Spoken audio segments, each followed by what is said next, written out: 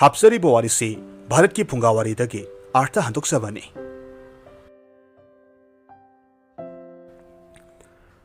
ꯃꯃꯥꯡꯉꯩꯗ ꯚꯥꯔꯠꯀꯤ ꯃꯐꯝ ꯑꯃꯗ ꯁ꯭ꯔꯥꯚꯥꯁꯇꯤ ꯀꯧꯕ ꯑꯄꯤꯛꯄ ꯈꯨꯡꯒꯪ ꯑꯃ ꯂꯩꯔꯝꯃꯤ꯫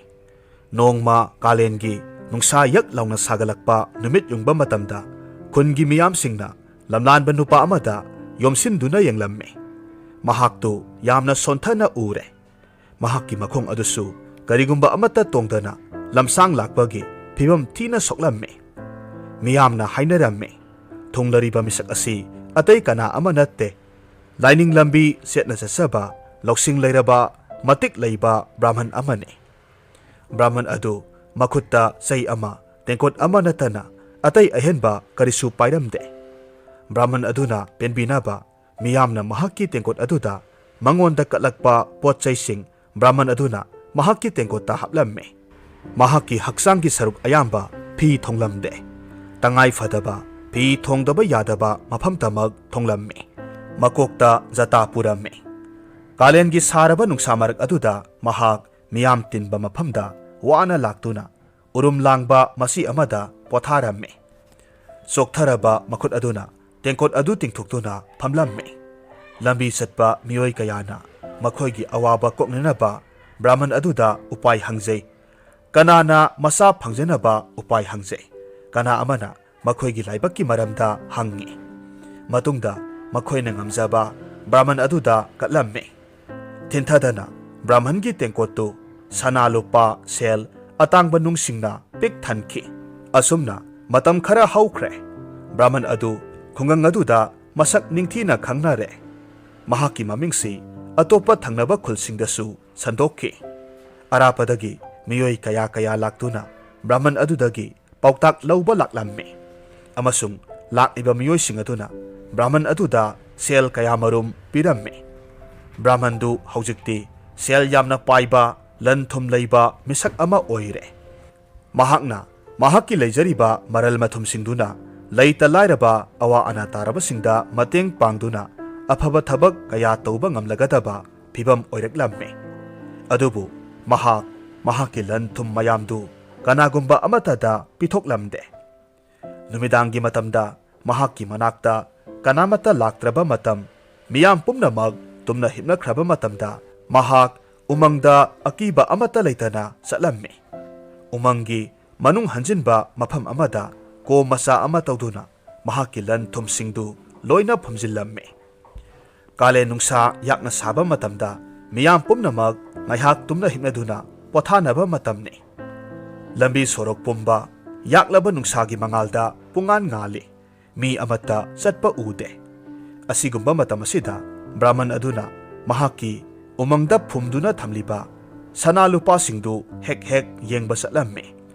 ꯃꯍꯥꯛꯅ ꯂꯨꯅ ꯂꯩꯈꯨꯜ ꯍꯨꯠꯇꯨꯅ ꯊꯝꯂꯤꯕ ꯑꯔꯣꯟꯕ ꯀꯣꯝꯗꯨ ꯇꯧꯊꯣꯛꯇꯨꯅ ꯃꯍꯥꯛꯀꯤ ꯁꯅꯥ ꯂꯨꯄꯥ ꯃꯅꯤ ꯃꯨꯛꯇꯥꯁꯤꯡ ꯑꯗꯨ ꯄꯥꯏꯗꯨꯅ ꯁꯥꯟꯅꯔꯝꯃꯤ꯫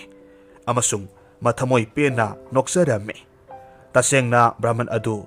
ꯑꯁꯦꯡꯕ ꯂꯥꯏꯅꯤꯡꯕ ꯑꯃ ꯑꯣꯏꯔꯝꯕꯗꯒꯤ ꯍꯧꯖꯤꯛꯇꯤ ꯁꯦꯜꯒꯤ ꯃꯌꯥꯏꯅ ꯂꯥꯈꯠꯈꯤꯗꯨꯅ ꯂꯟ ꯊꯨꯝꯗ ꯂꯥꯏꯆꯨꯔꯕ ꯃꯤꯁꯛ ꯑꯃ ꯍꯥꯏꯕꯗꯨ ꯑꯣꯏꯔꯛꯂꯦ꯫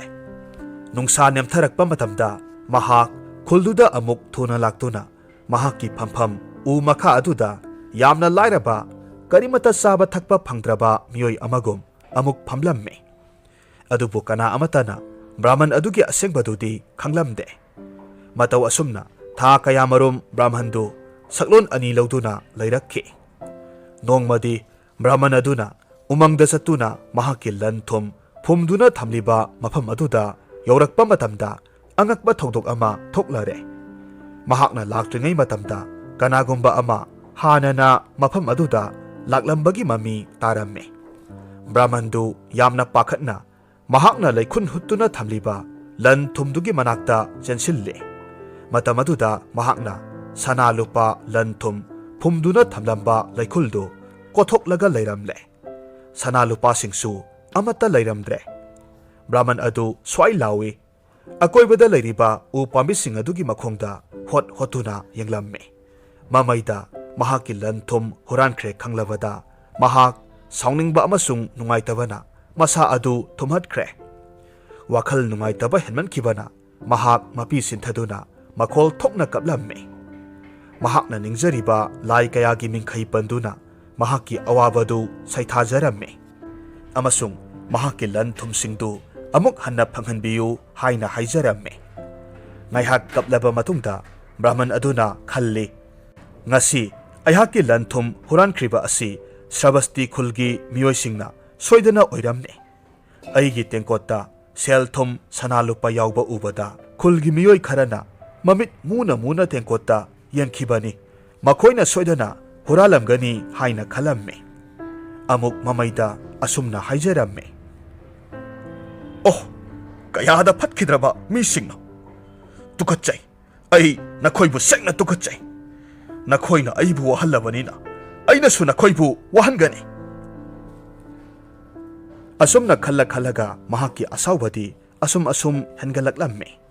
umang aduda phana kuina lairamlaba matungda brahman adu khulda amuk laklamme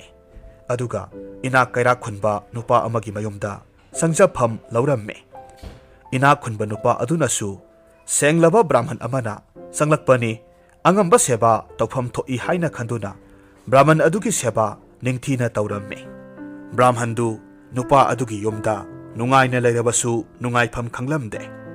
yumbu adugi mabuksel sengba uraga brahman aduna yumbu aduda mahaki awaba waridu liramme brahmangi awaba matauda yumdugi miyoisingna mahakbu thamjinbiramme amasung sel thum lan haibasidi amuk tanba yai haina hairamme madugi sumathakta asumna su hairamme brahman nahakna nahakki lan thum pumnamak losinduna adumna thamgadabagi mahut hena phaba lambida haibadi laita lairabasingda dan tawbiyu hairamme wafam asina brahmandu hena sahollamme mamaida brahmanna hairamme haujikti aihak mafam asida lairaroi senglaba mafam singda tirtha jatra satuna mafam aduda karimata sa thaktana lairaga aran khubam phanglage haina hairamme tirtha jatra haibasi laininga mari lenaba wafam amane hindugi thajanabigi matung inna ganga turel asi asengba mafam amani haina khannai maramasina ganga turel amasung masigi masasingda tongan ba mafamdagi miyoi kayana tirtha jatra laktuna ganga gi isingda irupnai amasung kanagumba punsigi aroiba matam yoksilakle haina khanjaba miyoi singna turel torbanda lai ningduna sidri phawba laibana singba taunai torbanda poloiraba matungda makhoigi utsing aduna ganga gi iselda tinkrabadi swargalok yawi haina thajanai brahman adugi awaba paudu yamna thuna khul aduda sandokkiramme paudu mathang mi amadagi mi amada sinwa oina asum haina khibada mamaida seranaba pau on khibasu yauramme kana amana hai brahman aduna mahakki leijaramba maral mathum pumnamak dan tawkhiduna brahmandu laira tale adum oidunasu khulgi miyam ayambana khalamme madudi makhoina isorgi masakum khanjariba brahman adudagi khul asigi miyoi singna huranbire maramasina brahmandu makhoigi khul thadoktuna satkhagani khaluvada khunja mayamdu ikaiba amasung nungaitaba phawramme khunja singna brahman adu tirtha jatra chatlani mafam aduda karimata sa thaktana thawai tharuragani haiba tabada angakpa poklamme makhoina brahmandu satkidanaba yamna kanna haijaramme mamai thangda Sravasti khulgi khulakpa laktuna brahmanda karigi aduk hathu ba phirep lauribano nahakilan thumpumnamak soidanamak phangni aikhoi khunja singna soidana thigani hairamme adubu brahman adudi mahaki phirep hongkhidre asigumba mahaki matau asida kanagumba singna hainai sibada pubasu yaroidaba lan asibu mahakna asuk yamna luna khanjariba sibu karigino asum haina basu yauramme nongma sahi yamlaba ahal ama laktuna brahman aduda hairamme he brahman tirtha satuna isorgi mingkhai sonbadi phai adubu nahaki awaba adugidamak karimata sa thaktana isana isabu sijanaba sinba haibasidi apangbagi matawne aikhoina nahaki lan thumdu thiringai matamda nahak hanagumna nahaki thabaktu sathakho kona talakpa lan thum pumnamak ꯍꯥꯟꯅꯒꯨꯝꯅ ꯄꯩꯁꯤꯟꯗꯨꯅ ꯊꯝꯕꯒꯤ ꯃꯍꯨꯠ ꯑꯐꯕ ꯊꯕꯛ ꯊꯧꯔꯝꯗ ꯁꯤꯖꯤꯟꯅꯧ, ꯃꯗꯨ ꯑꯣꯏꯔꯕꯗꯤ ꯃꯥꯡꯈꯤꯕ ꯍꯨꯔꯥꯟꯈꯤꯕ ꯂꯩꯔꯔꯣꯏꯗꯣ꯫ ꯑꯁꯨꯝꯅ ꯐꯅ ꯌꯥꯝꯅ ꯍꯥꯏꯔꯕꯁꯨ ꯕ꯭ꯔꯥꯍꯃꯟ ꯑꯗꯨꯅ ꯇꯥꯈꯤꯗ꯭ꯔꯦ꯫ ꯃꯍꯥꯛ ꯇꯤꯔꯊ ꯖꯇ꯭ꯔꯥꯒꯤꯗꯃꯛ ꯈꯨꯜꯗꯨꯗꯒꯤ ꯊꯣꯔꯛꯇꯨꯅ ꯈꯣꯡꯁꯥꯟꯕ ꯍꯧꯔꯛꯈꯤ꯫ ꯃꯍꯥꯛꯅ ꯊꯣꯔꯛꯄ ꯃꯇꯝꯗ ꯈꯨꯟꯖꯥ ꯀꯌꯥ ꯃꯔꯨꯝ ꯃꯍꯥꯛꯀꯤ ꯃꯇꯨꯡ ꯏꯟꯅꯔꯛꯂꯝꯃꯤ꯫ ꯑꯗꯨꯕꯨ ꯄ꯭ꯔꯖꯥ ꯃꯤꯌꯥꯝꯗꯨ ꯑꯃ ꯂꯩꯍꯧ, ꯑꯅꯤ ꯂꯩꯍꯧ, ꯃꯃꯩꯊꯪꯗ ꯃꯈꯣꯏ ꯂꯣꯏꯅꯃꯛ ꯂꯩꯍꯧꯔꯦ꯫ ꯐꯅ ꯁꯥꯡꯅ ꯂꯥꯛꯂꯕ ꯃꯇꯨꯡꯗ ꯕ꯭ꯔꯥꯍꯃꯟ ꯑꯗꯨꯒꯤ ꯂꯝꯕꯤꯗ ꯌꯥꯝꯅ ꯋꯥꯡ ꯆꯥꯎꯕ ꯆꯨꯡ ꯐꯤꯔꯥꯜ ꯆꯥꯔꯕ ꯅꯨꯄꯥ ꯑꯃ ꯕ꯭ꯔꯥꯍꯃꯟ ꯑꯗꯨ ꯇꯝꯅ ꯆꯪꯁꯤꯜꯂꯛꯂꯝꯃꯤ꯫ ꯁꯤꯡ ꯂꯦꯝꯅ ꯆꯪꯂꯛꯂꯤꯕ ꯅꯨꯄꯥ ꯑꯗꯨ ꯑꯇꯩ ꯀꯅꯥ ꯑꯃꯠꯇ ꯑꯣꯏꯔꯝꯗꯦ, ꯂꯩꯕꯥꯛ ꯑꯗꯨꯒꯤ ꯅꯤꯡꯊꯧ ꯄꯔꯥꯁꯅꯥꯖꯤꯠ ꯑꯣꯏꯔꯝꯃꯤ꯫ ꯅꯤꯡꯊꯧꯒꯤ ꯃꯇꯨꯡꯗ ꯈꯖꯤꯛꯇꯪ ꯀꯥꯟꯅꯔꯒ ꯃꯅꯥꯏ ꯃꯁꯜ ꯀꯌꯥ ꯃꯔꯨꯝꯁꯨ ꯃꯍꯥꯛꯀꯤ ꯃꯇꯨꯡ ꯏꯜꯂꯛꯂꯝꯃꯤ꯫ ꯂꯩꯕꯥꯛ ꯑꯗꯨꯒꯤ ꯃꯤꯄꯨꯝ ꯈꯨꯗꯤꯡꯃꯛꯅ ꯅꯤꯡꯊꯧꯕꯨ ꯅꯨꯡꯁꯤꯗꯕ ꯌꯥꯎꯗꯦ꯫ ꯕ꯭ꯔꯥꯍꯃꯟ ꯑꯗꯨꯅ ꯐꯥꯎꯕ ꯅꯤꯡꯊꯧ ꯑꯗꯨ ꯂꯨꯅ ꯈꯟꯖꯔꯝꯃꯤ, ꯃꯔꯝꯗꯤ ꯅꯤꯡꯊꯧ ꯑꯗꯨ ꯂꯩꯕꯥꯛ ꯃꯤꯌꯥꯝꯒꯤ ꯄꯨꯛꯅꯤꯡ ꯋꯥꯈꯜ ꯈꯪꯕ, ꯃꯤꯌꯥꯝꯅ ꯌꯥꯅꯕ ꯆꯠꯄ ꯅꯤꯡꯊꯧ ꯑꯃ ꯑꯣꯏꯔꯝꯃꯤ꯫ ꯃꯍꯥꯛ ꯃꯇꯝ ꯄꯨꯝꯅꯃꯛꯇ ꯂꯩꯕꯥꯛꯀꯤ ꯌꯥꯏꯐꯅꯕꯇ ꯈꯟꯖꯕ, ꯃꯁꯥꯒꯤ ꯑꯣꯏꯖꯕ ꯊꯤꯗꯕ ꯅꯤꯡꯊꯧ ꯑꯃꯅꯤ꯫ ꯃꯁꯤꯃꯛꯅ ꯃꯍꯥꯛꯀꯤ ꯃꯒꯨꯟ, ꯂꯩꯕꯥꯛ ꯁꯤꯟꯕ ꯊꯨꯡꯅ ꯃꯃꯤꯡ ꯆꯠꯂꯤ꯫ ꯅꯤꯡꯊꯧꯁꯨ ꯕ꯭ꯔꯥꯍꯃꯟꯒꯤ ꯑꯋꯥꯕ ꯃꯄꯥꯎ ꯇꯥꯕꯗ ꯌꯥꯝꯅ ꯅꯨꯡꯉꯥꯏꯔꯝꯗꯦ꯫ ꯂꯣꯏꯅꯅ ꯕ꯭ꯔꯥꯍꯃꯟ ꯑꯗꯨ ꯆꯔꯥ ꯍꯦꯟꯗꯨꯅ ꯁꯤꯖꯔꯒꯅꯤ ꯍꯥꯏꯕꯒꯤ ꯄꯥꯎ ꯇꯥꯕꯗ ꯋꯥꯈꯜ ꯅꯨꯡꯉꯥꯏꯔꯝꯗꯦ꯫ ꯃꯍꯥꯛꯅ ꯈꯜꯂꯤ, ꯍꯨꯔꯥꯟꯕ ꯍꯥꯏꯕꯁꯤ ꯂꯩꯔꯤꯕ ꯃꯈꯩꯗꯤ ꯂꯩꯕꯥꯛ ꯑꯁꯤ ꯆꯥꯎꯈꯠꯄ ꯉꯝꯂꯣꯏ ꯍꯥꯏꯅ ꯈꯜꯂꯝꯃꯤ꯫ ꯃꯔꯝ ꯑꯁꯤꯅ ꯅꯤꯡꯊꯧꯅ ꯕ꯭ꯔꯥꯍꯃꯟꯒꯤ ꯄꯥꯎꯁꯤ ꯍꯦꯛ ꯇꯥꯕꯒ ꯕ꯭ꯔꯥꯍꯃꯟꯒꯤ ꯈꯣꯡꯒꯨꯜ ꯂꯤꯔꯛꯄ ꯑꯣꯏꯔꯝꯃꯤ꯫ ꯅꯤꯡꯊꯧꯅ ꯕ꯭ꯔꯥꯍꯃꯟ ꯍꯦꯛ ꯎꯕ ꯃꯇꯝꯗ ꯍꯥꯏꯔꯛꯂꯝꯃꯤ, "ꯍꯦ ꯕ꯭ꯔꯥꯍꯃꯟ, ꯇꯥꯕꯤꯈꯣ, ꯑꯩꯅ ꯅꯍꯥꯛꯀꯤ ꯑꯋꯥꯕ ꯅꯄꯥꯎ ꯇꯥꯔꯦ꯫ ꯑꯩꯅ ꯍꯧꯖꯤꯛ ꯂꯥꯛꯂꯤꯕꯁꯤ ꯕ꯭ꯔꯥꯍꯃꯟꯕꯨ ꯊꯤꯖꯔꯛꯄꯅꯤ꯫ ꯍꯧꯖꯤꯛꯇꯤ ꯋꯥꯔꯨꯔꯒꯅꯨ, ꯑꯩꯅ ꯁꯣꯏꯗꯅ ꯅꯍꯥꯛꯀꯤ ꯂꯟ ꯊꯨꯝ ꯄꯨꯝꯅꯃꯛ ꯐꯪꯅꯅꯕ ꯊꯤꯒꯅꯤ, ꯑꯗꯨꯒ ꯅꯐꯝꯗ ꯁꯤꯟꯅꯒꯅꯤ꯫ ꯀꯔꯤꯒꯨꯝꯕ ꯊꯕꯛ ꯑꯁꯤ ꯑꯩꯅ ꯄꯥꯡꯊꯣꯛꯄ ꯉꯝꯗ꯭ꯔꯕꯁꯨ ꯑꯩꯅ ꯑꯩꯒꯤ ꯂꯩꯔꯤꯕ ꯄꯨꯀꯩ ꯂꯟꯒꯩꯗꯒꯤ ꯅꯪꯒꯤ ꯁꯔꯨꯛꯇꯨ ꯄꯤꯒꯅꯤ꯫ ꯐꯔꯦ, ꯍꯧꯖꯤꯛꯇꯤ ꯍꯥꯏꯔꯣ, ꯅꯍꯥꯛꯅ ꯅꯍꯥꯛꯀꯤ ꯂꯟ ꯊꯨꯝꯗꯨ ꯀꯗꯥꯏꯗ ꯂꯣꯠꯇꯨꯅ ꯊꯝꯕꯒꯦ? ꯃꯗꯨꯅ ꯃꯥꯡꯈ꯭ꯔꯕ ꯂꯟ ꯊꯨꯝꯗꯨ ꯊꯤꯕꯗ ꯃꯇꯦꯡ ꯑꯣꯏꯗꯧꯔꯤꯕꯅꯤ"꯫ ꯅꯤꯡꯊꯧꯒꯤ ꯋꯥꯐꯝ ꯇꯥꯕꯗ ꯕ꯭ꯔꯥꯍꯃꯟꯗꯨ ꯌꯥꯝꯅ ꯍꯔꯥꯎꯔꯦ, ꯃꯔꯝꯗꯤ ꯃꯍꯥꯛꯅ ꯈꯪꯉꯤ ꯅꯤꯡꯊꯧ ꯑꯁꯤ ꯍꯥꯏꯈꯤꯕ ꯋꯥ ꯍꯣꯡꯗꯕ ꯃꯤꯁꯛ ꯑꯃꯅꯤ꯫ ꯀꯔꯤꯒꯨꯝꯕ ꯃꯍꯥꯛꯀꯤ ꯃꯥꯡꯈꯤꯕ ꯂꯟꯗꯨ ꯐꯪꯗꯕ ꯊꯣꯛꯂꯕꯁꯨ ꯅꯤꯡꯊꯧꯅ ꯃꯍꯥꯛꯀꯤ ꯄꯨꯀꯩꯗꯒꯤ ꯄꯤꯔꯛꯀꯅꯤ ꯍꯥꯏꯕꯁꯤ ꯃꯍꯥꯛꯀꯤ ꯊꯥꯖꯕꯅꯤ꯫ ꯃꯇꯨꯡꯗ ꯕ꯭ꯔꯥꯍꯃꯟ ꯑꯗꯨꯅ ꯃꯍꯥꯛꯀꯤ ꯁꯅꯥ ꯂꯨꯄꯥ ꯂꯟ ꯊꯨꯝ ꯂꯣꯠꯐꯝꯗꯨ ꯅꯤꯡꯊꯧꯗ ꯇꯥꯛꯂꯝꯃꯤ꯫ ꯅꯤꯡꯊꯧ ꯃꯅꯥꯏꯁꯤꯡꯗꯨ ꯂꯝꯕꯤꯗ ꯊꯅꯝꯂꯒ ꯅꯤꯡꯊꯧ ꯑꯃꯁꯨꯡ ꯕ꯭ꯔꯥꯍꯃꯟꯗꯨ ꯕ꯭ꯔꯥꯍꯃꯟꯅ ꯂꯨꯆꯤꯡꯗꯨꯅ ꯎꯃꯪ ꯇꯝꯅ ꯂꯥꯛꯂꯦ, ꯑꯗꯨꯒ ꯁꯅꯥ ꯂꯨꯄꯥ ꯂꯣꯠꯐꯝ ꯑꯗꯨ ꯇꯥꯛꯂꯝꯃꯤ꯫ ꯅꯤꯡꯊꯧꯅ ꯑꯆꯧꯕ ꯀꯣꯊꯣꯛꯂꯒ ꯂꯩꯔꯝꯕ ꯂꯩꯈꯨꯜꯗꯨ ꯎꯕꯗ ꯄꯨꯝꯅꯃꯛ ꯈꯪꯂꯦ꯫ ꯕ꯭ꯔꯥꯍꯃꯟ ꯑꯗꯨꯗ ꯅꯤꯡꯊꯧꯅ ꯅꯍꯥꯛ ꯍꯜꯂꯣ, ꯑꯊꯨꯕꯗ ꯄꯥꯎ ꯄꯤꯔꯛꯂꯒꯦ ꯍꯥꯏꯅ ꯍꯥꯏꯔꯝꯃꯤ꯫ ꯃꯁꯤꯒꯤ ꯃꯇꯨꯡꯗ ꯅꯤꯡꯊꯧꯅ ꯃꯍꯥꯛꯀꯤ ꯃꯅꯥꯏ ꯑꯃ ꯁ꯭ꯔꯕꯁꯇꯤ ꯈꯨꯜꯒꯤ ꯁꯦꯟꯖꯥꯎ ꯄꯥꯏꯕ ꯂꯂꯣꯟꯕ ꯅꯨꯄꯥ ꯑꯃꯒꯤ ꯃꯅꯥꯛꯇ ꯊꯥꯔꯝꯃꯤ, ꯑꯗꯨꯒ ꯕ꯭ꯔꯥꯍꯃꯟ ꯑꯗꯨꯒꯤ ꯆꯥꯕ ꯊꯛꯄ, ꯅꯣꯡꯃꯒꯤ ꯆꯪꯗꯕ ꯌꯥꯗ꯭ꯔꯕ ꯄꯨꯝꯅꯃꯛ ꯄꯤꯒꯗꯕꯅꯤ ꯍꯥꯏꯅ ꯈꯪꯍꯜꯂꯝꯃꯤ꯫ ꯋꯥꯐꯝ ꯑꯗꯨꯗ ꯕ꯭ꯔꯥꯍꯃꯟ ꯑꯗꯨꯁꯨ ꯍꯔꯥꯎꯅ ꯌꯥꯔꯦ꯫ ꯁꯣꯝꯗ ꯅꯤꯡꯊꯧꯗꯨ ꯀꯣꯅꯨꯡ ꯍꯦꯛ ꯌꯧꯔꯛꯄꯒ ꯑꯅꯥꯕ ꯁꯥꯗꯨꯅ ꯇꯨꯝꯗꯨꯅ ꯂꯩꯈꯤ꯫ ꯃꯍꯥꯛꯅ ꯁꯒꯣꯜ ꯂꯥꯟꯃꯤ ꯊꯥꯗꯨꯅ ꯂꯩꯕꯥꯛ ꯄꯥꯎꯖꯦꯜ ꯊꯥꯔꯝꯃꯤ, ꯃꯗꯨꯗꯤ ꯂꯩꯕꯥꯛ ꯑꯁꯤꯒꯤ ꯅꯤꯡꯊꯧ ꯑꯁꯤ ꯃꯁꯥꯒꯤ ꯑꯅꯥꯕ ꯑꯃꯗꯒꯤ ꯐꯃꯨꯡꯗ ꯌꯥꯇꯥꯗꯨꯅ ꯂꯩꯔꯦ, ꯑꯗꯨꯅ ꯂꯩꯕꯥꯛ ꯑꯁꯤꯒꯤ ꯑꯐꯥꯎꯕ ꯃꯥꯏꯕ ꯄꯥꯟꯖꯤ ꯄꯨꯝꯅꯃꯛ ꯀꯣꯅꯨꯡꯗ ꯂꯥꯛꯇꯨꯅ ꯅꯤꯡꯊꯧꯒꯤ ꯑꯅꯥꯕ ꯑꯁꯤꯕꯨ ꯐꯍꯟꯕ ꯉꯝꯕ꯭ꯔꯥ ꯌꯦꯡꯕꯤꯌꯨ,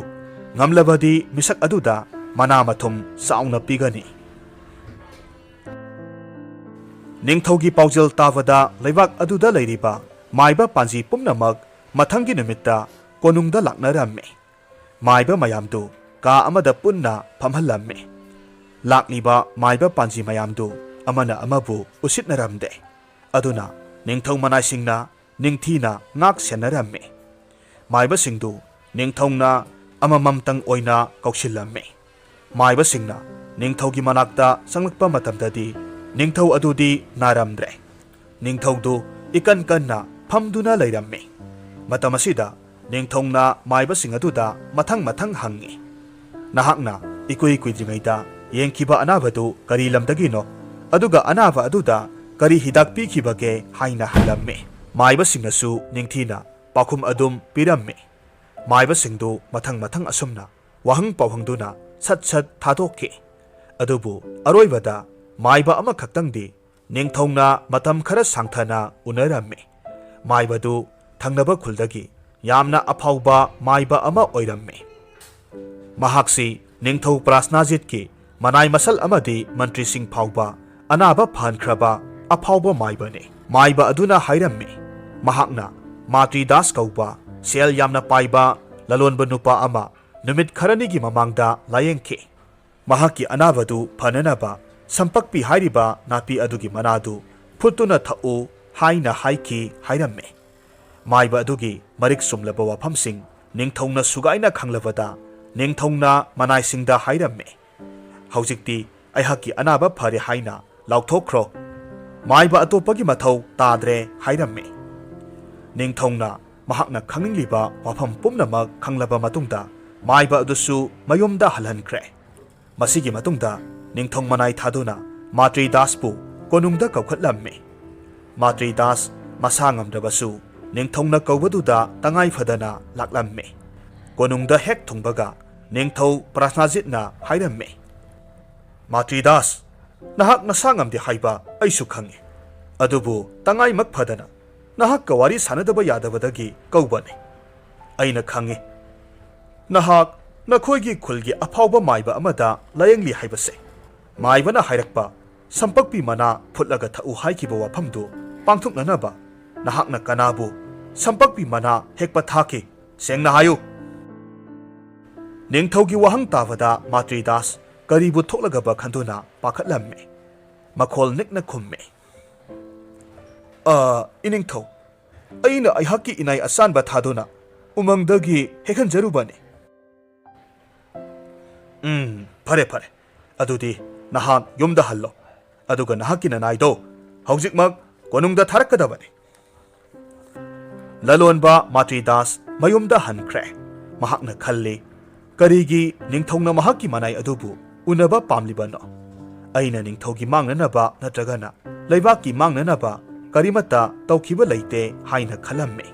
ꯃꯌꯨꯝ ꯍꯦꯛ ꯌꯧꯕꯒ ꯃꯥꯇ꯭ꯔꯤꯗꯥꯁꯅ ꯃꯍꯥꯛꯀꯤ ꯃꯅꯥꯏꯗ ꯅꯤꯡꯊꯧꯅ ꯍꯥꯏꯔꯛꯄ ꯋꯥꯐꯝ ꯈꯨꯗꯤꯡꯃꯛ ꯇꯝꯗꯨꯅ ꯅꯍꯥꯛ ꯀꯣꯅꯨꯡꯗ ꯍꯧꯖꯤꯛꯃꯛ ꯆꯠꯂꯨ ꯍꯥꯏꯅ ꯍꯥꯏꯔꯝꯃꯤ꯫ ꯃꯅꯥꯏꯗꯨ ꯀꯤꯈꯤꯕꯅ ꯂꯣꯏꯈ꯭ꯔꯦ꯫ ꯃꯍꯥꯛꯄꯨ ꯀꯣꯅꯨꯡꯗ ꯆꯠꯍꯟꯕꯤꯒꯅꯨ ꯍꯥꯏꯅ ꯍꯥꯏꯖꯔꯝꯃꯤ꯫ ꯃꯅꯥꯏꯒꯤ ꯃꯇꯧ ꯎꯔꯒ ꯃꯥꯇ꯭ꯔꯤꯗꯥꯁꯅ ꯈꯪꯂꯦ ꯃꯍꯥꯛꯀꯤ ꯃꯅꯥꯏ ꯑꯗꯨꯅ ꯀꯔꯤꯒꯨꯝꯕ ꯑꯁꯣꯏꯕ ꯑꯃ ꯇꯧꯔꯦ ꯍꯥꯏꯕꯁꯤ ꯈꯪꯂꯦ꯫ ꯃꯍꯥꯛꯅ ꯍꯥꯏꯔꯛꯈꯤ, ꯌꯦꯡꯉꯣꯏ, ꯅꯤꯡꯊꯧꯅ ꯀꯧꯔꯛꯂꯒ ꯆꯠꯇꯕ ꯍꯥꯏꯕꯁꯦ ꯅꯤꯡꯊꯧꯒꯤ ꯆꯩꯔꯥꯛ ꯐꯪꯕ ꯌꯥꯏ꯫ ꯅꯍꯥꯛꯅ ꯀꯔꯤꯒꯨꯝꯕ ꯑꯔꯥꯟꯕ ꯇꯧꯔꯨꯔꯕꯁꯨ ꯅꯤꯡꯊꯧꯗ ꯁꯦꯡꯅ ꯍꯥꯏꯗꯣꯛꯀꯗꯕꯅꯤ, ꯂꯥꯜꯂꯦ ꯍꯥꯏꯖꯒꯗꯕꯅꯤ, ꯃꯗꯨꯗꯇ ꯅꯍꯥꯛꯀꯤ ꯌꯥꯏꯐꯕ ꯑꯣꯏꯒꯗꯧꯔꯤꯕꯅꯤ꯫ ꯅꯠꯇ꯭ꯔꯕꯗꯤ ꯅꯤꯡꯊꯧꯅ ꯁꯥꯎꯗꯨꯅ ꯑꯍꯛꯄ ꯆꯩꯔꯥꯛ ꯐꯪꯕꯁꯨ ꯌꯥꯔꯤꯕꯅꯤ꯫ ꯂꯂꯣꯟꯕꯒꯤ ꯃꯅꯥꯏ ꯑꯗꯨ ꯀꯤꯈꯤꯕꯅ ꯀꯣꯅꯨꯡ ꯆꯠꯍꯟꯕꯤꯗꯅꯕ ꯌꯥꯝꯅ ꯀꯟꯅ ꯍꯥꯏꯖꯔꯝꯃꯤ꯫ ꯃꯃꯩꯊꯪꯗ ꯎꯄꯥꯏ ꯂꯩꯇꯕꯗꯒꯤ ꯃꯍꯥꯛꯀꯤ ꯃꯄꯨ ꯏꯕꯨꯡꯉꯣ ꯃꯥꯇ꯭ꯔꯤꯗꯥꯁ ꯌꯥꯎꯅ ꯀꯣꯅꯨꯡꯗ ꯆꯠꯃꯤꯟꯅꯁꯤ ꯍꯥꯏꯅ ꯍꯥꯏꯖꯔꯝꯃꯤ꯫ ꯂꯂꯣꯟꯕ ꯅꯨꯄꯥ ꯑꯗꯨꯁꯨ ꯃꯍꯥꯛꯀꯤ ꯃꯅꯥꯏꯅ ꯍꯥꯏꯖꯔꯤꯕꯗꯨ ꯌꯥꯕꯤꯔꯦ꯫ ꯑꯗꯨꯕꯨ ꯃꯍꯥꯛ ꯃꯊꯃꯣꯏꯗꯗꯤ ꯑꯀꯤꯕ ꯐꯥꯎꯔꯝꯃꯤ꯫ ꯅꯤꯡꯊꯧꯅ ꯀꯔꯤꯕꯨ ꯍꯥꯏꯔꯛꯀꯗꯧꯔꯤꯕꯅꯣ ꯍꯥꯏꯅ ꯈꯟꯖꯩ꯫ ꯃꯈꯣꯏ ꯑꯅꯤ ꯊꯤꯟꯊꯕ ꯇꯧꯗꯅ ꯀꯣꯅꯨꯡ ꯀꯥꯔꯛꯂꯦ꯫ ꯀꯣꯅꯨꯡ ꯍꯦꯛ ꯌꯧꯕꯒ ꯅꯤꯡꯊꯧ ꯃꯅꯥꯏꯁꯤꯡꯅ ꯂꯂꯣꯟꯕꯒꯤ ꯃꯅꯥꯏꯗꯨ ꯄꯨꯁꯤꯟꯈ꯭ꯔꯦ꯫ ꯑꯗꯨꯒ ꯂꯂꯣꯟꯕ ꯅꯨꯄꯥ ꯑꯗꯨꯕꯨꯅ ꯃꯄꯥꯜꯗ ꯂꯩꯍꯜꯂꯝꯃꯤ꯫ ꯗꯔꯕꯥꯔ ꯌꯧꯔꯕꯗ ꯂꯂꯣꯟꯕꯒꯤ ꯃꯅꯥꯏ ꯑꯗꯨꯅ ꯅꯤꯡꯊꯧꯒꯤ ꯃꯈꯣꯡꯗ ꯇꯨꯗꯨꯅ, ꯏꯅꯤꯡꯊꯧ ꯏꯕꯨꯡꯉꯣ, ꯅꯅꯥꯏꯕꯨ ꯉꯥꯛꯄꯤꯌꯨ, ꯅꯅꯥꯏꯕꯨ ꯑꯃꯨꯛꯇ ꯆꯥꯟꯕꯤꯌꯨ ꯍꯥꯏꯅ ꯈꯨꯔꯨꯝꯖꯔꯝꯃꯤ꯫ ꯃꯇꯝ ꯑꯁꯤꯗ ꯅꯤꯡꯊꯧ ꯄ꯭ꯔꯥꯁꯅꯥꯖꯤꯠꯅ ꯍꯥꯏꯔꯝꯃꯤ, ꯅꯨꯄꯥ, ꯍꯥꯏꯌꯨ, ꯅꯍꯥꯛꯅ ꯅꯍꯥꯛꯀꯤ ꯃꯄꯨꯒꯤ ꯁꯝꯄꯛꯄꯤ ꯃꯅꯥ ꯍꯦꯛꯄ ꯆꯠꯄ ꯃꯇꯝꯗ ꯎꯃꯪꯒꯤ ꯂꯩꯈꯨꯜꯗꯒꯤ ꯂꯧꯊꯣꯛꯈꯤꯕ ꯁꯅꯥ ꯂꯨꯄꯥ ꯂꯟ ꯊꯨꯝꯁꯤꯡ ꯑꯗꯨ ꯀꯗꯥꯏꯋꯥꯏꯗ ꯊꯝꯃꯤ? ꯃꯅꯥꯏ ꯑꯗꯨꯁꯨ ꯁꯅꯥ ꯂꯨꯄꯥ ꯂꯟ ꯊꯨꯝꯁꯤꯡ ꯑꯗꯨ ꯇꯁꯦꯡꯅ ꯂꯧꯔꯨꯕ ꯑꯣꯏꯕꯅ ꯃꯍꯥꯛ ꯀꯤꯕꯅ ꯃꯁꯥꯗꯨ ꯊꯛ ꯊꯛ ꯅꯤꯛꯂꯝꯃꯤ꯫ ꯋꯥ ꯉꯥꯡꯕ ꯐꯥꯎꯕ ꯉꯝꯈꯤꯗ꯭ꯔꯦ꯫ ꯃꯃꯥꯏ ꯂꯨꯞꯊꯗꯨꯅ ꯑꯗꯨꯃꯛ ꯂꯩꯈꯤ꯫ ꯉꯥꯏꯍꯥꯛ ꯇꯨꯃꯤꯟ ꯂꯩ꯫ ꯅꯤꯡꯊꯧ ꯑꯗꯨꯁꯨ ꯋꯥ ꯂꯥꯡ ꯉꯥꯡꯗꯅ ꯂꯂꯣꯟꯕꯒꯤ ꯃꯅꯥꯏ ꯑꯗꯨꯗ ꯌꯦꯡꯗꯨꯅ ꯂꯩ꯫ ꯑꯉꯝ ꯑꯊꯧꯁꯤꯡ, ꯃꯟꯇ꯭ꯔꯤꯁꯤꯡ ꯑꯃꯁꯨꯡ ꯑꯀꯣꯏꯕꯗ ꯂꯩꯔꯤꯕ ꯂꯥꯟꯃꯤꯁꯤꯡ ꯑꯗꯨꯁꯨ ꯅꯤꯡꯊꯧꯒꯤ ꯌꯥꯊꯪ ꯉꯥꯏꯗꯨꯅ ꯃꯃꯤꯠ ꯀꯨꯞꯇꯕ ꯃꯈꯩ ꯂꯩꯔꯝꯃꯤ꯫ ꯃꯤꯠꯀꯨꯞ ꯈꯔꯒꯤ ꯃꯇꯨꯡꯗ ꯂꯂꯣꯟꯕꯒꯤ ꯃꯅꯥꯏꯗꯨ ꯃꯉꯛ ꯅꯣꯟꯈꯠꯂꯛꯇꯨꯅ ꯌꯥꯝꯅ ꯄꯥꯈꯠꯅ ꯍꯥꯏꯔꯝꯃꯤ, "ꯏꯅꯤꯡꯊꯧ, ꯅꯅꯥꯏ ꯑꯩꯍꯥꯛ ꯁꯅꯥ ꯂꯨꯄꯥꯁꯤꯡꯗꯨ ꯂꯧꯖꯔꯨꯒꯦ, ꯑꯩꯍꯥꯛꯄꯨ ꯉꯥꯛꯄꯤꯌꯨ, ꯅꯅꯥꯏꯕꯨ ꯆꯥꯟꯕꯤꯌꯨ" ꯍꯥꯏꯔꯝꯃꯤ꯫ ꯃꯇꯝ ꯑꯁꯤꯗ ꯅꯤꯡꯊꯧꯅ ꯍꯥꯏꯔꯛꯈꯤ, "ꯆꯠꯂꯣ, ꯂꯧꯔꯨꯔꯣ, ꯃꯐꯝ ꯑꯁꯤꯗ ꯍꯧꯖꯤꯛꯃꯛ ꯄꯨꯔꯛꯀꯗꯕꯅꯤ"꯫ ꯑꯁꯨꯝꯅ ꯍꯥꯏꯔꯒ ꯅꯤꯡꯊꯧ ꯑꯗꯨ ꯅꯣꯛꯐꯦꯠ ꯇꯧꯏ꯫ ꯅꯤꯡꯊꯧꯒꯤ ꯅꯣꯛꯃꯤ ꯅꯣꯛꯃꯤꯕ ꯃꯥꯏꯊꯣꯡ ꯎꯔꯨꯕꯗ ꯂꯂꯣꯟꯕꯒꯤ ꯃꯅꯥꯏ ꯑꯗꯨꯗꯤ ꯃꯤꯍꯨꯜ ꯌꯧꯈ꯭ꯔꯦ꯫ ꯅꯤꯡꯊꯧꯅ ꯃꯍꯥꯛꯄꯨ ꯍꯥꯠꯈ꯭ꯔꯒꯗ꯭ꯔꯥ ꯍꯥꯏꯅ ꯄꯥꯈꯠꯂꯝꯃꯤ꯫ ꯅꯤꯡꯊꯧꯅ ꯑꯃꯨꯛꯁꯨ ꯍꯥꯏꯔꯛꯂꯝꯃꯤ, "ꯀꯔꯤ ꯑꯃꯨꯛ ꯇꯧꯔꯨꯕꯒꯦ?" ꯂꯂꯣꯟꯕꯒꯤ ꯃꯅꯥꯏꯗꯨ ꯈꯣꯡꯂꯩ ꯊꯨꯅ ꯀꯣꯅꯨꯡꯗꯒꯤ ꯊꯣꯛꯈꯤ꯫ ꯃꯍꯥꯛꯅ ꯁꯅꯥ ꯂꯨꯄꯥꯁꯤꯡ ꯑꯗꯨ ꯍꯥꯟꯅꯒꯤ ꯂꯩꯈꯨꯜꯗꯨꯗꯒꯤ ꯂꯧꯊꯣꯛꯂꯒ ꯑꯅꯧꯕ ꯀꯣꯝ ꯑꯃ ꯇꯧꯗꯨꯅ ꯐꯨꯝꯖꯤꯜꯂꯒ ꯊꯝꯂꯝꯕ ꯑꯣꯏꯔꯝꯃꯤ꯫ ꯃꯍꯥꯛꯅ ꯈꯜꯂꯨꯕꯅ ꯁꯅꯥ ꯂꯨꯄꯥ ꯃꯌꯥꯝ ꯑꯗꯨ ꯂꯧꯕ ꯆꯠꯄ ꯃꯇꯝꯗ ꯅꯤꯡꯊꯧꯒꯤ ꯃꯅꯥꯏꯁꯤꯡ ꯑꯗꯨꯁꯨ ꯃꯍꯥꯛꯀꯤ ꯃꯇꯦꯡ ꯄꯥꯡꯕ ꯂꯥꯛꯀꯗ꯭ꯔꯥ ꯍꯥꯏꯅ ꯈꯜꯂꯨꯕꯅꯤ꯫ ꯑꯗꯨꯕꯨ ꯃꯈꯣꯏ ꯀꯅꯥ ꯑꯃꯠꯇ ꯃꯍꯥꯛꯀꯤ ꯃꯇꯨꯡ ꯏꯟꯅꯔꯛꯈꯤꯗꯦ꯫ ꯂꯂꯣꯟꯕꯒꯤ ꯃꯅꯥꯏꯗꯨ ꯃꯊꯟꯇ ꯁꯅꯥ ꯂꯨꯄꯥꯁꯤꯡ ꯑꯗꯨ ꯄꯨꯔꯛꯅꯕ ꯍꯣꯠꯅꯕꯗ ꯌꯥꯝꯅ ꯋꯥꯔꯝꯃꯤ꯫ ꯂꯨꯝꯈ꯭ꯔꯕ ꯁꯅꯥ ꯂꯨꯄꯥꯁꯤꯡ ꯑꯗꯨ ꯎꯃꯪꯗꯒꯤ ꯀꯣꯅꯨꯡ ꯇꯝꯅ ꯄꯨꯔꯛꯅꯕ ꯍꯣꯠꯅꯕꯗ ꯀꯨꯏꯅ ꯆꯪꯂꯝꯃꯤ꯫ ꯅꯨꯃꯤꯠ ꯇꯥꯁꯤꯜꯂꯛꯄ ꯃꯇꯝꯗ ꯁꯅꯥ ꯂꯨꯄꯥꯁꯤꯡ ꯑꯗꯨ ꯕꯣꯔꯥꯗ ꯍꯥꯟꯗꯨꯅ ꯁꯣꯔꯣ ꯁꯣꯔꯣ ꯁꯤꯡꯗꯨꯅ ꯀꯣꯅꯨꯡꯗ ꯄꯨꯁꯤꯜꯂꯛꯂꯝꯃꯤ꯫ ꯊꯣꯉꯥꯛꯄꯁꯤꯡꯅ ꯃꯍꯥꯛꯄꯨ ꯑꯄꯟꯕ ꯄꯤꯔꯝꯗꯦ꯫ ꯂꯂꯣꯟꯕꯒꯤ ꯃꯅꯥꯏꯗꯨ ꯗꯔꯕꯥꯔꯗ ꯆꯪꯂꯛꯇꯨꯅ ꯁꯅꯥ ꯂꯨꯄꯥꯁꯤꯡ ꯑꯗꯨ ꯅꯤꯡꯊꯧꯒꯤ ꯃꯃꯥꯡꯗ ꯊꯝꯃꯤ꯫ ꯑꯗꯨꯒ ꯅꯤꯡꯊꯧꯅ ꯀꯔꯤ ꯍꯥꯏꯔꯛꯀꯗꯒꯦ ꯈꯟꯗꯨꯅ ꯌꯥꯝꯅ ꯄꯥꯈꯠꯅ ꯂꯦꯞꯇꯨꯅ ꯂꯩ꯫ ꯃꯍꯥꯛ ꯋꯥꯕꯅꯁꯨ ꯂꯣꯏꯔꯦ꯫ ꯃꯇꯝ ꯑꯁꯤꯗ ꯅꯤꯡꯊꯧꯅ ꯍꯥꯏꯔꯛꯈꯤ, "ꯌꯥꯝꯅ ꯐꯔꯦ, ꯍꯧꯖꯤꯛꯇꯤ ꯅꯍꯥꯛ ꯌꯨꯝꯗ ꯍꯟꯈ꯭ꯔꯣ"꯫ ꯂꯂꯣꯟꯕꯒꯤ ꯃꯅꯥꯏꯗꯨ ꯅꯤꯡꯊꯧꯒꯤ ꯋꯥꯐꯝꯗꯨ ꯇꯥꯕꯗ ꯃꯀꯣꯛꯇꯒꯤ ꯑꯋꯥꯕ ꯄꯣꯠꯂꯨꯝ ꯑꯃ ꯊꯥꯡꯊꯈꯤꯕꯒꯨꯝ ꯊꯣꯛꯂꯝꯃꯤ꯫ ꯍꯔꯥꯎꯅ ꯅꯤꯡꯊꯧꯕꯨ ꯈꯨꯔꯨꯝꯖꯗꯨꯅ ꯃꯌꯨꯝ ꯃꯥꯏꯀꯩ ꯄꯥꯡꯈ꯭ꯔꯦ꯫ ꯃꯍꯥꯛ ꯃꯊꯃꯣꯏ ꯄꯦꯟꯈꯤꯕꯅ ꯃꯃꯥꯟꯅꯕ ꯀꯌꯥꯗ ꯑꯃꯗꯤ ꯑꯉꯥꯡꯁꯤꯡꯗ ꯅꯤꯡꯊꯧ ꯑꯗꯨꯒꯤ ꯃꯇꯤꯛ ꯃꯌꯥꯏꯒꯤ ꯃꯔꯝꯗ ꯇꯝꯂꯝꯃꯤ꯫ ꯑꯁꯣꯝꯗ ꯕ꯭ꯔꯥꯍꯃꯟ ꯑꯗꯨꯁꯨ ꯃꯍꯥꯛꯀꯤ ꯂꯟ ꯊꯨꯝꯗꯨ ꯅꯤꯡꯊꯧꯅ ꯐꯪꯂꯦ ꯇꯥꯕꯗ ꯑꯗꯨꯛꯀꯤ ꯃꯇꯤꯛ ꯍꯔꯥꯎꯔꯝꯃꯤ꯫ ꯃꯍꯥꯛ ꯈꯣꯡꯂꯩ ꯊꯨꯅ ꯀꯣꯅꯨꯡꯗ ꯈꯣꯡꯅꯤꯡꯂꯛꯈꯤ꯫ ꯕ꯭ꯔꯥꯍꯃꯟꯗꯨ ꯎꯕꯗ ꯅꯤꯡꯊꯧꯅ ꯍꯥꯏꯔꯝꯃꯤ, "ꯕ꯭ꯔꯥꯍꯃꯟ, ꯅꯍꯥꯛꯀꯤ ꯂꯟ ꯊꯨꯝ ꯄꯨꯝꯅꯃꯛ ꯃꯁꯤꯗ ꯂꯩꯔꯦ꯫ ꯍꯥꯟꯅꯒꯨꯝꯅ ꯃꯥꯡꯍꯟꯗꯅ ꯃꯁꯤ ꯑꯐꯕ ꯂꯝꯕꯤꯗ ꯁꯤꯖꯤꯟꯅꯕꯤꯌꯨ꯫ ꯍꯟꯗꯛꯃꯨꯛꯇꯤ ꯂꯟ ꯊꯨꯝ ꯃꯥꯡꯍꯜꯂꯒꯅꯨ꯫ ꯍꯟꯗꯛꯃꯨꯛ ꯃꯥꯡꯈ꯭ꯔꯕꯗꯤ ꯑꯩꯍꯥꯛ ꯊꯤꯕ ꯉꯝꯂꯔꯣꯏ"꯫ ꯕ꯭ꯔꯥꯍꯃꯟꯗꯨ ꯃꯍꯥꯛꯀꯤ ꯂꯟ ꯊꯨꯝ ꯑꯗꯨ ꯐꯪꯕ ꯇꯥꯔꯒꯁꯨ ꯅꯤꯡꯊꯧꯅ ꯃꯗꯨ ꯑꯐꯕ ꯂꯝꯕꯤꯗ ꯅꯤꯡꯊꯤꯅ ꯁꯤꯖꯤꯟꯅꯧ ꯍꯥꯏꯕ ꯑꯗꯨꯗ ꯋꯥꯈꯜ ꯅꯨꯡꯉꯥꯏꯔꯝꯗꯦ꯫ ꯑꯗꯨꯒꯤꯁꯨ ꯃꯊꯛꯇ ꯃꯍꯥꯛꯅ ꯍꯨꯔꯥꯟꯕ ꯃꯤꯁꯛ ꯑꯗꯨꯕꯨ ꯗꯟꯗꯤ ꯄꯤꯕ ꯄꯥꯝꯂꯝꯃꯤ꯫ ꯅꯤꯡꯊꯧꯅ ꯃꯍꯥꯛꯀꯤ ꯃꯔꯜ ꯃꯊꯨꯝ ꯐꯪꯍꯟꯕꯤꯕꯒꯤ ꯅꯤꯡꯊꯧꯕꯨ ꯊꯥꯒꯠꯄꯤꯕꯒꯤ ꯃꯍꯨꯠꯇ ꯍꯨꯔꯥꯟꯕꯗꯨꯒꯤ ꯃꯔꯝꯗ ꯋꯥꯔꯤ ꯁꯥꯔꯛꯈꯤ꯫ ꯑꯗꯨꯕꯨ ꯅꯤꯡꯊꯧꯅ ꯍꯨꯔꯥꯟꯕ ꯑꯗꯨꯗ ꯃꯨꯟꯅ ꯌꯦꯡꯈꯤꯕꯒꯨꯝ ꯕ꯭ꯔꯥꯍꯃꯟ ꯑꯗꯨꯗꯁꯨ ꯌꯦꯡꯗꯨꯅ ꯍꯥꯏꯔꯛꯈꯤ, "ꯋꯥꯐꯝ ꯑꯁꯤ ꯕꯤꯆꯥꯔ ꯇꯧꯕ ꯂꯣꯏꯈ꯭ꯔꯦ꯫ ꯑꯩꯅ ꯍꯥꯏꯈꯤꯕ ꯋꯥꯁꯨ ꯑꯩꯅ ꯄꯥꯡꯊꯣꯛꯂꯦꯗꯅ꯫ ꯑꯗꯨꯅ ꯍꯧꯖꯤꯛꯇꯤ ꯕ꯭ꯔꯥꯍꯃꯟ, ꯏꯪꯅ ꯂꯦꯝꯅ ꯌꯧꯕꯤꯔꯣ"꯫ ꯅꯤꯡꯊꯧꯒꯤ ꯈꯔ ꯋꯥꯡꯂꯞ ꯇꯧꯅ ꯍꯥꯏꯔꯛꯄ ꯈꯣꯟꯗꯥꯗꯨ ꯇꯥꯕꯗ ꯕ꯭ꯔꯥꯍꯃꯟ ꯉꯛꯂꯝꯃꯤ꯫ ꯃꯔꯝꯗꯤ ꯃꯍꯥꯛꯁꯤ ꯆꯥꯛꯅꯤꯕ ꯃꯤꯗꯒꯤ ꯍꯧꯔꯒ ꯂꯩꯕꯥꯛ ꯅꯤꯡꯊꯧꯅ ꯐꯥꯎꯕ ꯏꯀꯥꯏ ꯈꯨꯝꯅꯔꯝꯕ ꯃꯤꯁꯛ ꯑꯃ ꯑꯣꯏꯔꯝꯃꯤ꯫ ꯕ꯭ꯔꯥꯍꯃꯟ ꯑꯗꯨꯅ ꯋꯥ ꯃꯈꯥ ꯇꯥꯒꯦ ꯍꯣꯠꯅꯔꯤꯉꯩꯗ ꯅꯤꯡꯊꯧꯅ ꯃꯍꯥꯛꯀꯤ ꯃꯅꯥꯏ ꯑꯅꯤꯗ ꯏꯪꯒꯤꯠ ꯇꯧꯗꯨꯅ ꯈꯨꯗꯛꯇ ꯕ꯭ꯔꯥꯍꯃꯟꯒꯤ ꯁꯅꯥ ꯂꯨꯄꯥ ꯄꯨꯝꯅꯃꯛ ꯁꯅꯊꯣꯡ ꯋꯥꯡꯃꯗ ꯄꯨꯊꯣꯛꯍꯟꯈ꯭ꯔꯦ꯫ ꯎꯄꯥꯏ ꯂꯩꯇꯕꯗꯒꯤ ꯕ꯭ꯔꯥꯍꯃꯟ ꯑꯗꯨꯁꯨ ꯑꯗꯨꯝ ꯊꯣꯛꯄ ꯇꯥꯈꯤ꯫ ꯋꯥꯔꯤꯁꯤ ꯅꯨꯡꯉꯥꯏꯕꯤꯔꯒꯗꯤ ꯂꯥꯏꯛ ꯇꯧꯕꯤꯔꯝꯃꯨ, ꯀꯃꯦꯟ ꯇꯧꯕꯤꯔꯝꯃꯨ, ꯑꯃꯗꯤ ꯆꯦꯅꯦꯜ ꯑꯁꯤꯗ ꯅꯧꯅ ꯆꯪꯕꯤꯔꯛꯄ ꯑꯣꯏꯔꯒꯗꯤ ꯁꯕꯁꯀ꯭ꯔꯥꯏꯕ ꯇꯧꯕꯤꯔꯝꯃꯨ꯫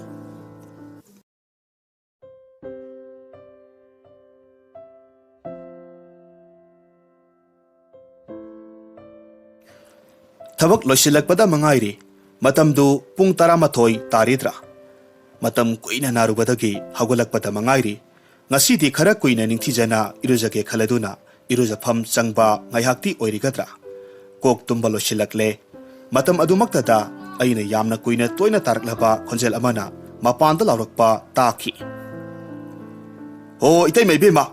ꯑꯩꯈꯣꯏ ꯏꯇꯩꯃꯕꯨ ꯂꯩꯕ꯭ꯔꯣ?" ꯑꯩꯅ ꯈꯜꯂꯤ ꯄꯥꯄꯤꯗꯨ ꯑꯣꯏꯔꯝꯒꯅꯤꯁꯦ꯫ ꯃꯥꯒꯤ ꯍꯧꯅꯕꯤ ꯃꯤꯅ ꯏꯔꯨꯖꯔꯝꯗꯥꯏ ꯆꯥꯛ ꯆꯥꯔꯝꯗꯥꯏꯗ ꯂꯥꯛꯀꯗꯕꯅꯤ꯫ Mabu aina khanglakpasi othokna kuire irei kai masani hojik phawba ium ikai palaba si phawada mana aibu senabasi lepa leirektre ayamba matamda nongthangum laklaga ngaihak khak laromlaga nongthangum mangkhiba magi mahausani ngasisu karino nisa ama puduna lakpra khalubada nungsabu thirure aigida leiba nupiduna khomba aisu manungdagi asum tai ibe madi saitharine ibungo asina singba tathok tasingi wa amata ita tadana mana launa kayam kuigidabano ai athubani khara thuna loibiyu hayu asina singba taping aniduna ngangnaba aina asum taki aina itomta asum khalaga nokning lammi onthokpagi matau haibadoni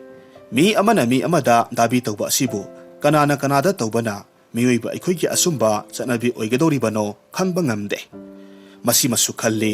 mi na hainai saman lengmanaba wakhal tinaba mi tinaba yai adubu maga aiga lainariba marisi karina oiribano mana kadaida lehauba aina kadaida lairiba kayada khenakhraba mana aingonda hek naiririba sibu karamba thamoigi ningaino khangba ngamde aina mabu ipwagom pikningaidagi khalai matam adudadi ise haina su kaurambani karamba sarukta iteima ibema onkiba sisu angakpani haukraba warini punsi khongsatki karamba sithahauba leimaida magi warina yahauba ai niksingba thoktre kuirebagi tungda nongma sangai sengi matawgum laklaga aigi punsida dabi pumnamak puduna leplari aina thorakpa matamda makok maru isau sauraduna leptuna leirammi mamit anidu ikhengmuk ngangkhre kapadagira tumdabagira khangba ngamde aigi ikhut anisi tap pairaga mana hairakki iteima aigi sado yamna kana nari hai ite bemagi taibungoti doctor ne amukta salhanbiyu aigi upai amata tawbiyu asigumba thamoi sokpa wahisi mangondagi thorakani haiba mabu kuina tinabadagi thajaba ngamude onthokpani nungairaktasu chandramukhi masatli aina hai ngaikho kaidauge nangbo maraina layeng jani nangi na salai haibadi aikhoidi khangdena kayam saurba satno madugi warido kona sajage aiga amukta hana unahanbiyu hai nangna khanglibadu mangaine mahakti matamasida yomda leite horen halaklaga chatpasu mangaidana is kayam kuiraga lakani pung anirom leiraga lakni ai hairamge nangsu amuk lakhoko adudi chacharage asi hairaga hanna phawba yenglamdana thuna yangna satkhre mana halaklaba matamda aina pausi tamme masu adum hai magi masadi kadaidagi nate mabu masa leibrane aisu khangde angawbaduna haibabu kanana khangene chak ising saduna ngaihak pothabada mangairi masu chapsana hainaba matamduda thunglare apan balaitana tumpham kada changlaktuna hairei taibungo lenglasi hai karino ne nangna hariba sibo wa ngangna khisingai kho kaya kuina navano kari oina tobano amukta di haikhodana mafam marang khangdana hekta chasi hariba sibo taibungo aisu khangde mina tambani isado yamna kana naduna sigadori hai Nepal ma palom sura male aiga su leminade mamaga sekmaida leibani ihe adudi phabu pharamanida nate taibungo yamna kana nabu oiraba male chapidaba yade nangna hena ngakre leiminade su hai yamna kana nare su hai hek ubadongna mahaido hoi chasi adubu pungkhai mukti ngai khodana sonthangna na ngaijege taibungo asi hairaga yamna ningba kaina phamthakre khudak aduda kari khalakpadagi no adudi ai aswai mukta chacharukhige asi hairamlaga cycle tongduna thokre aina dum solhowi waruri bar karino aigi nupana kadaidagi sarungadabano asi hairaga yamna kanna mamit usinana ba laknari adubu ikui kuidana hair e mahakpo warau khrabarane se hauda hawacharage aigi pochai gari da hapsilo adubu mabo handi halakani ko asum haina baga aikhoi animak mabu yamna langtaknana ngaiduna laiki onthokpa haibaduni mana saukhibadu bharat ki prime minister na saukhibagum mi paiki asum haina ngai hak ngairaba matungda mahaki gari thaujinduna sanglakpa oi aina hai aidi nang sauduna satkraboi ninglure saudeda lenglasi asi hairaga magi nakanda yablakpa mayom adudagi komla ani khak lokthokuna se sabiyu haiduna pirakki satlamdai thorakleba matamda mana aingonda haijaba mityengna yengduna haire iten bemasu lenglusiba haima aidi karige lengbi phambudi thokte adubu lengningdrabasu nokpani khanduna machat pibasu yaribane aidi kanaga su khangnade chatsirane aige khangnari dana ngasi taibungo iten bemagana luna tawbiriba asisu aibune kanaga khangnabadagi no tawbabudi lengi kusi lengloi kusini magi wa asigi matung inna ai thoina wa ngangpham khangludre karibu haina khumsiba chasi kadai chanusi kadai matang asida aigi nupana tensinduna hairakki se nangsu lalo se koiboin nga haksalusi lamsang aduk sangbadu akhoi ahumag wa amata ngangnade makoidi kari khanduna chatlibano khangde aigi thamoidi marol mari thoktaba wakhalna pik thalamme ayambadi magi wakhalni gari tongduna chatpagi yamna nungaiba ama lei wakal sisu yamna yangna khanki karamba matamda magi masa asi lehauba nongmata wari sakhidri magi lisang tharaba pusida karamna kari oikiba ai khangba ngamde mafamdu yoraba matungda mahai kumthanare aina hai aidi sida asum leiramge mana khumla karigi kumbiroi da balairabadi karigi lakpiri mana yamandrabada aisu matung inbanatana atai tokpam leiramde sanglaba leibak amagi kham thengba mafam amada yengthongna pumkup pusinba mangal yamna watpa ingkolamada yum masa amakhak leiramba uki imungdu yumban kaya jugot chada male laikhan taba yum masa adudagi heladuna sangoi lukoi thoina uba phangde yana kharomdagi nupi ahal ama sumanglomda thora mikhol tabada yengba thorakpa oira male ahal dugi phisi paiduna yamna mayang kangbi nupi masa amasu tangak yengduna leplamme angangdu sahi taruk taret lom sudigadra aikhoibu taram tawbaki mahut aikhoibu hek ubadagi ahaldu imunglomda phat changkhre saubra karino nupi masa adudi tangak yengduna leptuna lehaurammi ngaihak mapa masa yengnaraba matungda mana ibema haina kauraga pamkhatlaga hanna supki angang adudi kuina unakhidraba mapagi asauba mathabak mayaida lotuna laikhre ngaihak leiraga mana ikaiduna hairakki mahadi pharamledana warubiganuko taibungo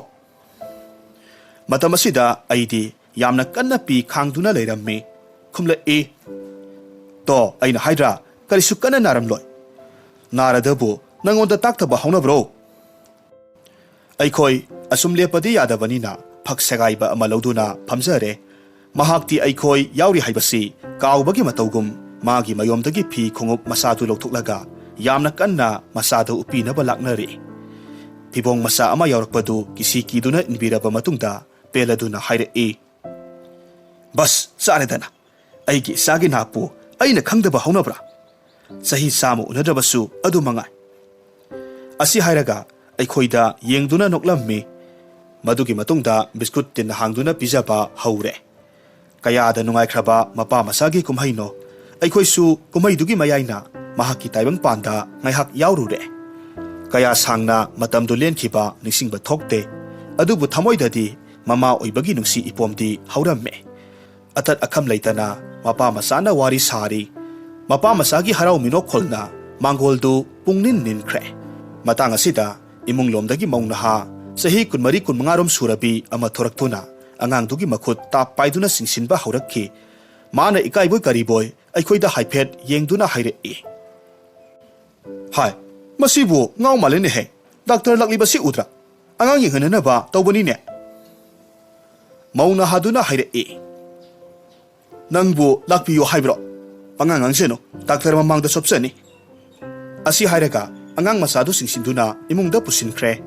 matam baktagi biskut tu isai na tahawi mana noktuna ikhoida yenglaga haire sauri bani kaine tori base ubirabra taibungo ngasisu mayam yarom drabadi mathwai khakpa makhai phugadaban asi hairaga leibak biskut tu khungatuna phisa phal mathakta thamlaga mang thaduna thokre aikhoi su adum thorakle masigi matungda karina wahodok oiduna wari sagani aduga khangning lamba pumnamak pungal ngalna ure aduga hojikti waterloo gi lanphamda kanana lanam phiral paikhiba aitadi tasengna khangla